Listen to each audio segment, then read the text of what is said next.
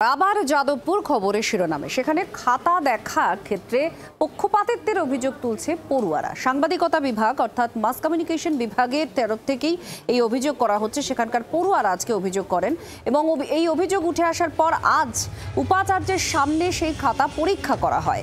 খাতায় কিছু অস্বচ্ছতা রয়েছে এমনটাই জানিয়েছেন বিভাগীয় প্রধানও। অর্ক আমাদের প্রতিনিধি রয়েছেন আমাদের সঙ্গে। অর্কদীপ্ত, কি বিভাগীয় প্রধানও বলছেন যে অস্বচ্ছতা আছে, ঠিক কি হলো আজকে? খাতা তো উপাচার্যের সামনেই পরীক্ষা করা হয়েছে আজ।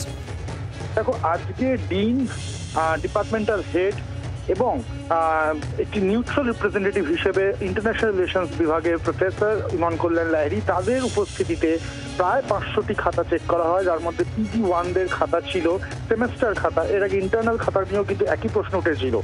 বিষয়টা যেটা হচ্ছে, যেটা স্টুডেন্টরা অভিযোগ করছেন যে বেশ কিছু নাম্বারে হেরফের হয়েছে। কোনো কোনো জায়গায় নাম্বার কেটে কোনো কারণ ছাড়াই কমিয়ে দেওয়া হয়েছে, যেখানে সিগনেচার থাকার কথা সেখানে সিগনেচার নেই, এবং ফেভারিটিজমের অভিযোগ তুলছেন, অর্থাৎ পক্ষপাতিত্বের অভিযোগ তুলছেন ছাত্ররা দুজন প্রফেসরের বিরুদ্ধে।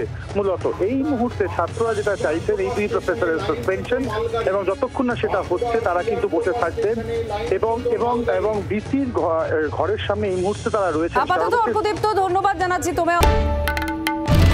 বাংলার আওয়াজ, বাঙালির আবেগ, জি 24 ঘন্টা।